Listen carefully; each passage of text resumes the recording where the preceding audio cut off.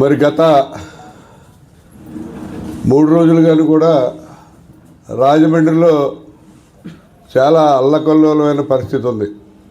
ఎందుకంటే లాలా చెరువు దగ్గర సోడేశ్వర్ నగర్, స్వరూప్ నగర్లో కొంతమంది కల్తీ పాలు తాగటం వల్ల సుమారు 15 మంది అస్వస్థతకి గురై కిడ్నీస్ డ్యామేజ్ అయిపోయి 5గురు చనిపోవడం జరిగింది. ఒక 8 మందిని కిమ్స్ హాస్పిటల్లో జాయిన్ చేశారు. వారి యొక్క పరిస్థితి కొంచెం తీవ్రంగా ఉంది.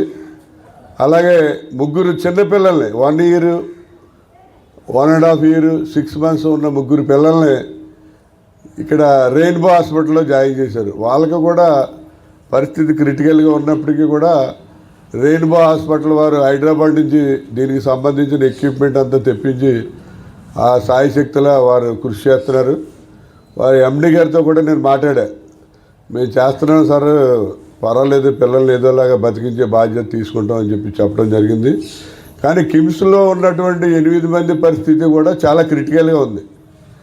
మేము చాలా ట్రై చేస్తున్నామండి, అంతా దేవుడి దయ అన్నట్టుగా అక్కడ ఉన్నటువంటి డాక్టర్స్తో నేను మాట్లాడా. డాక్టర్స్ చెప్పడం జరిగింది. వాళ్ళు ఏంటంటే తక్షణం వాళ్ళని ఈ అంబులెన్స్లో, అంటే ఈ మనకి ఎయిర్ అంబులెన్స్ అంతా ఎక్విప్మెంట్ అంతా పెట్టి మంగళగిరి ఎయిమ్స్కి తరలించాలని చెప్పి మేము డిమాండ్ చేస్తున్నాం. ఎందుకంటే ఇక్కడ పరిస్థితి ఎంతవరకు చేయగలరు అన్నది డాక్టర్స్ కూడా డౌట్ ఫీల్ అవుతున్నారు. కాబట్టి మంగళగిరి ఎయిమ్స్లో మొత్తం టోటల్ ఎక్విప్మెంట్ అంతా ఉంటుంది, అన్ని రకాలుగానే ఫెసిలిటీస్ ఉంటాయి. కాబట్టి ఈ 8 మందిని కూడా అక్కడ షిఫ్ట్ చేస్తే వాళ్ళు క్షేమంగా ఉండటానికి అవకాశం ఉంది.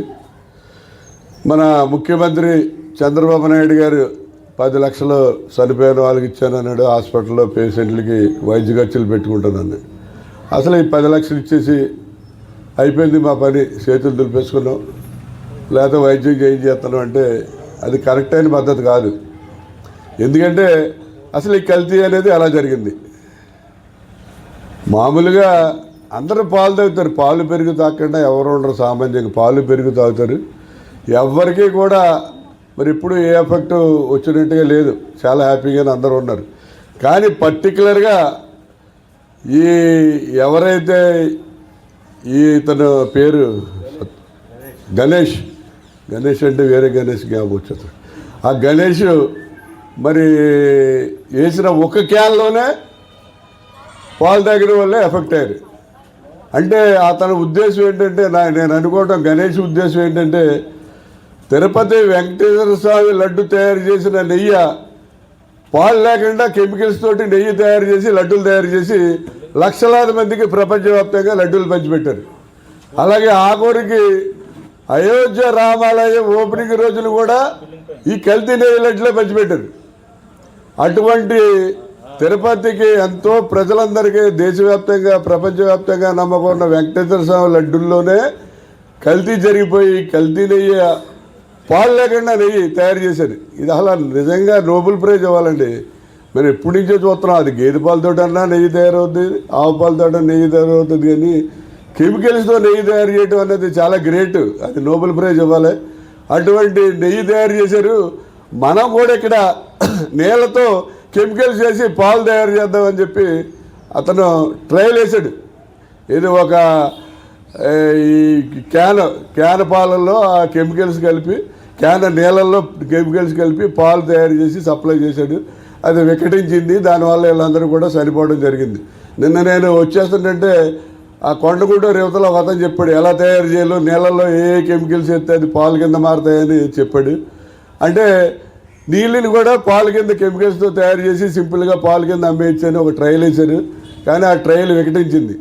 ఈవేళ మన రాష్ట్రంలో మరి కల్తీ అనేది విపరీతంగా జరుగుతుంది. అన్ని ఇట్లోనే కల్తీ లేదు. ఎందుకంటే వెంకటేశ్వర స్వామి నెయ్యి కల్తీ, అలాగే మనకు ఏదైతే జగన్ టైంలో సారా అమ్మే బ్రాందీ షాపుల్లో అవన్నీ కూడా చీప్ క్వాలిటీ లెక్కరు, బూమ్ జోమ్ అని చెప్పి పేర్లు ఎట్టేసి ఆ బ్రాండ్లన్నీ అమ్మేశారు. అన్నీ కల్తీ లెక్కర్లే, అవన్నీ ప్రజలకు అమ్మేసేసారు. అలాగే ఈవేళ మన రాజమండ్రి సిటీలో తీసుకుంటే అన్ని పెద్ద పెద్ద హోటల్స్లో కూడా మీరు మాంసం ఉంటే 3 రోజులు 4 రోజులు ఫ్రిడ్జ్లో పెట్టేస్తారు. దానికి ఏవో కెమికల్స్ కలుపుతారు. అవి మళ్ళీ హీటర్లో పెట్టేసి మనకి అమ్మేస్తారు. అలా చచ్చిపోయిన కోళ్ళు వాటిని కొనేస్తారు, కోసేస్తారు, పలావులు చేసేస్తారు, లేదా చికెన్ కర్రీలు చేసేస్తారు. గొప్ప విషయం ఏంటంటే నేను జాంపేటలో హోటల్ దగ్గర నుంచి మొన్న మటన్ కర్రీ తెచ్చుకున్నా. మటన్ కర్రీ కదా టేస్ట్గా ఉంటుంది, బాగుంటుందని తింటే ఆ మటన్ ముక్కలు ఆర్టిఫిషియల్ మటన్ ముక్కలండి. ఆశ్చర్యం నాకు. నిజంగా మటన్ కాదు అది. మటన్ తింటే ఆ టేస్ట్ వేరు. ఈ ఆర్టిఫిషియల్ మటన్ లాగా అనిపిస్తుంది కానీ మటన్ టేస్ట్ రాదు.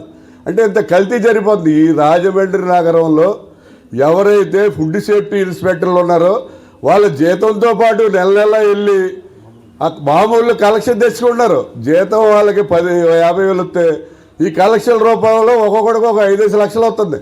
ఆ రకంగా కల్తీ జరిగిపోతుంటే అందరికీ తెలుసు. నిన్న పేపర్లో కూడా రాశారు, రాజమండ్రిలో ఏ హోటల్స్లో ఎక్కడ జరుగుతుందో. రాజమండ్రిలో చాలా ప్రతి చోట బిర్యానీ పాయింట్లు, చికెన్ పాయింట్లు, మటన్ పాయింట్లు పెట్టేస్తారు. అవన్నీ ఏంటంటే అక్కడికక్కడ కల్తీ వ్యవహారం కల్తీయే జరిగిపోతుంది తప్ప వాటిని పట్టించుకునే నాదుడే లేడు. ఈవేళ మరి చంద్రబాబు నాయుడు గారు ఓ 10 లక్షలు ఇచ్చింది అయిపోయింది అనుకుంటాడు. అసలు నిజంగా ఈ రాష్ట్రంలో జరుగుతున్న కల్తీల గురించి చంద్రబాబు నాయుడు తెలీదా? తిరుపతి లడ్డూలో కల్తీ ఎవరు చేశారో దానికి సూత్రధారుడు ఎవరో చంద్రబాబు నాయుడికి తెలియదు తప్ప ఈ రాష్ట్రంలోనూ దేశంలోనూ అందరికీ తెలుసు. మరి గత